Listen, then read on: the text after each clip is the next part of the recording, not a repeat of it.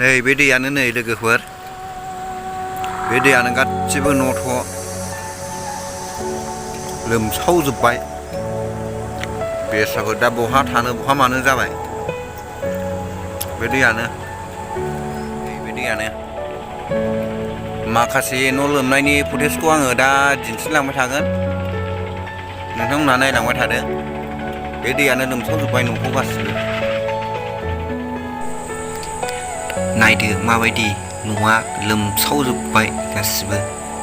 मा जाबावगोन बेस्राफोर बहा थागोन एकदम जानाय थानाय संनायनि खुनु केपासिटियानो गैया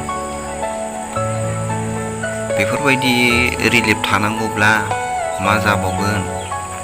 आरो दा मोनायाव बोरै उन्दुगोन नुवाखै लोमसावजोब्बाय नै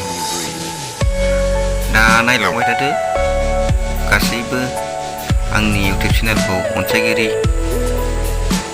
नोंथांमोना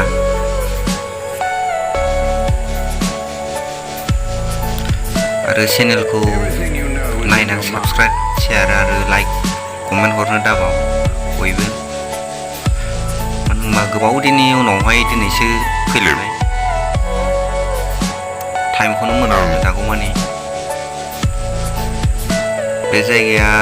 बरबादा गामियाव जादों गसाइगाव महकुमानि सिङाव थानाय बरबादा होननाय जायगायाव दिनैहाय जानाय बे जाथाया लोमसावजोब्बाय बिस्राफोर